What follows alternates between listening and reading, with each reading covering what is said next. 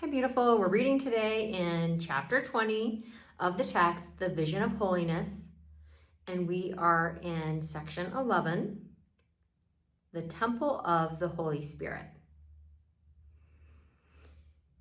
And we'll start on paragraph 8. There is no order in relationships. They either are or not. An unholy relationship is no relationship. It is a state of isolation, which seems to be what it is not. No more than that. The instant that the mad idea of making your relationship with God unholy seemed to be possible, all your relationships were made meaningless. In that unholy instant, time was born and bodies made to house the mad idea and give it the illusion of reality. And so it seemed to have a home that held together for a little while in time and vanished. For what could house this mad idea against reality but for an instant? Idols must disappear and leave no trace behind their going. The unholy instant of their seeming power is frail as is a snowflake, but without its loveliness. Is this the substitute you want for the eternal blessing of the holy instant and its unlimited beneficence? I'll pause here and say, you really want these pebbles when you could exchange them for diamonds? Is the malevolence of the unholy relationship so seeming powerful and so bitterly misunderstood and so invested in a false attraction, your preference to the holy instant, which offers you peace and understanding? So would we rather have this bitter misunderstanding because we've invested in it so much than peace? Then lay aside the body and quietly transcend it, rising to welcome what you really want. And from his holy temple, look you not back on what you have awakened from. Wow.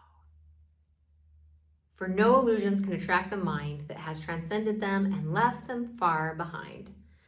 The holy relationship reflects the true relationship the Son of God has with his Father in reality. The Holy Spirit rests within it in the certainty it will endure forever. Its firm foundation is eternally upheld by truth, and love shines on it with the gentle smile and tender blessing it offers to its own. Here the unholy instant is exchanged in gladness for the Holy One of safe return.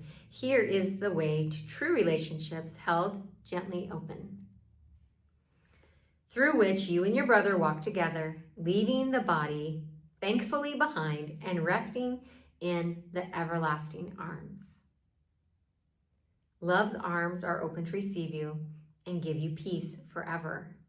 The body is the ego's idol, the belief in sin made flesh and then projected outward. This produces what seems to be a wall of flesh around the mind, keeping it prisoner in a tiny spot of space and time, beholden unto death and given but an instant in which to sigh and grieve and die in honor of its master. And this unholy instant seems to be life, an instant of despair, a tiny island of dry sand bereft of water and set uncertainly upon oblivion. Here does the Son of God stop briefly by to offer his devotion to death's idol and then pass on, and here he is more dead than living. Yet it is also here he makes his choice again between idolatry and love. Here it is given him to choose to spend this instant paying tribute to the body or let himself be given freedom from it.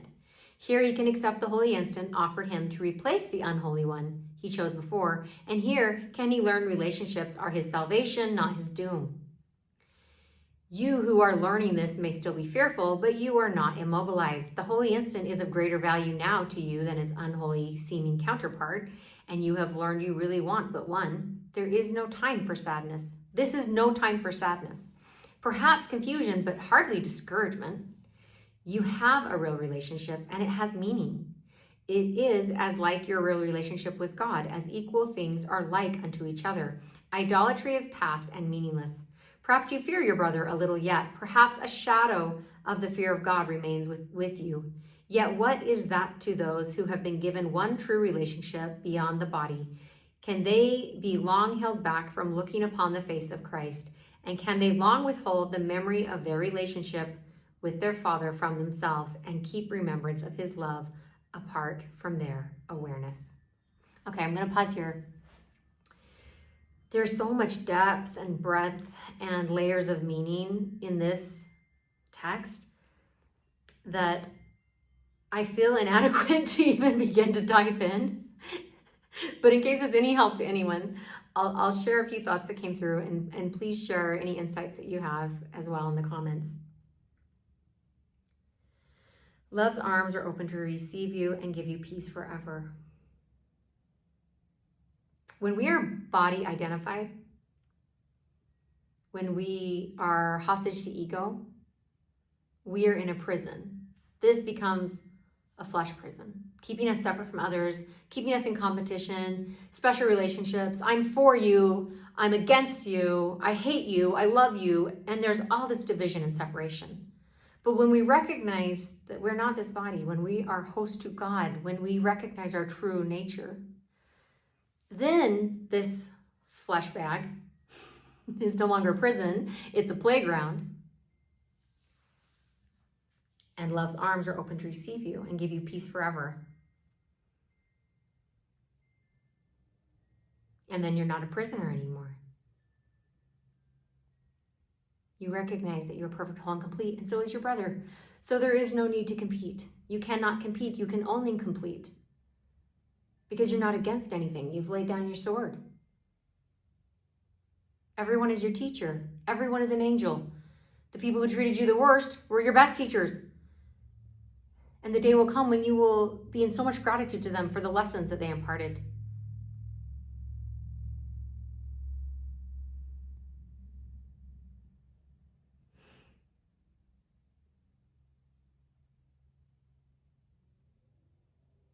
This isn't you. This is a character you're playing, my love.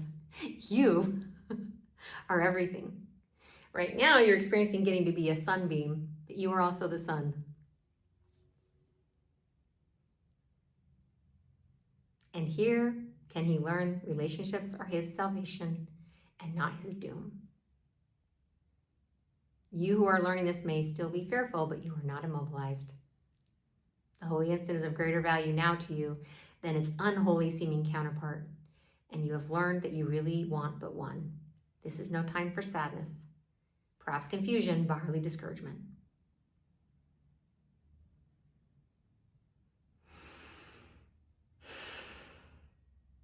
Can they be long held back from looking on the face of Christ? Because the day will come when you will look into anyone's eyes and see the eyes of Christ. And you will recognize your own Christed nature. And you will no longer be hostage to ego, but rather host to God.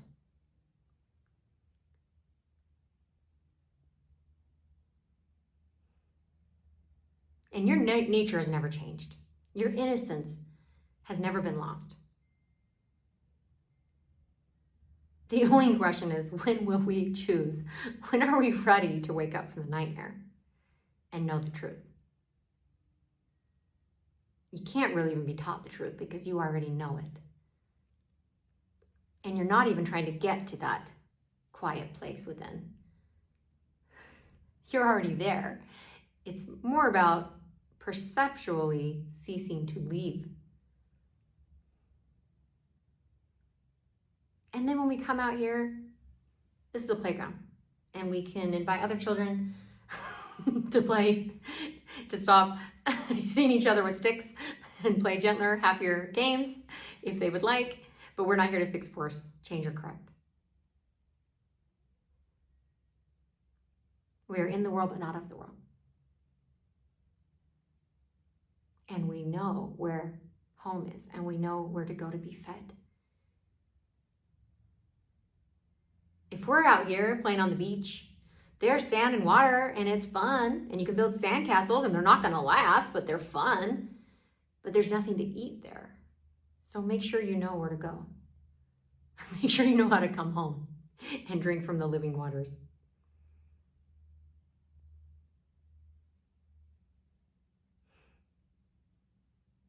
Thank you for being here, beloved.